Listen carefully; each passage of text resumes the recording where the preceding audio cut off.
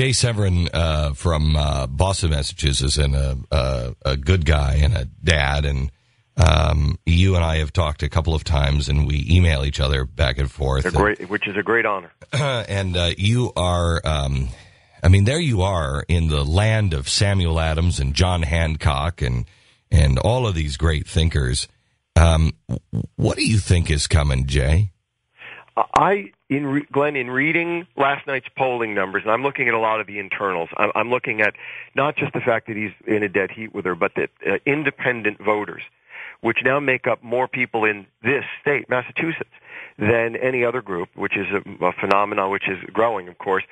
Among that group, this guy, Scott Brown, that no one knows, is leading a career politician 71-23.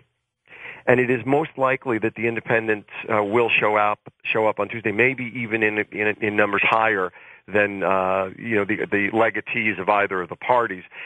In looking at these numbers, and something else, let me forget the numbers for a moment. Coakley is the Attorney General, the Chief Law Enforcement Officer of the Commonwealth of Massachusetts. Who would most likely be her allies? Who would know her best? Who would most likely step up for her in a campaign? Police. And that would be law enforcement, cops. Yeah. All of the cops will have nothing to do with her. Police officers, a new union of cops every day endorses the challenger. I mean, here's reciprocity. I mean, that's that more than anything, there are so many metaphors for. I've run campaigns in 25 or 30 states. We did it for 25 years. I had some underdog losers. I had a few very thrilling underdog winners. Glenn, I say to you right now that all the pieces that need to be in place for an underdog victory are in place right now in Massachusetts.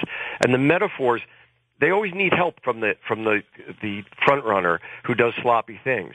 The fact that the cops won't endorse her, the fact that her staffers are assaulting journalists, the fact that she refused to campaign until the last few days, her imperious attitude during the campaign, her ignorance about Afghanistan, and even yesterday, as I'm sure you heard, her latest TV spot, and I made thousands of them over 25 years, and I've never heard of this before, misspelled the state of Massachusetts. The state of Massachusetts up on the screen. It's like I'm running her campaign. Pardon me? It's like I'm running her campaign. Hardly. But I mean, a mistake anyone can make, sure, but I've never heard of it been made before.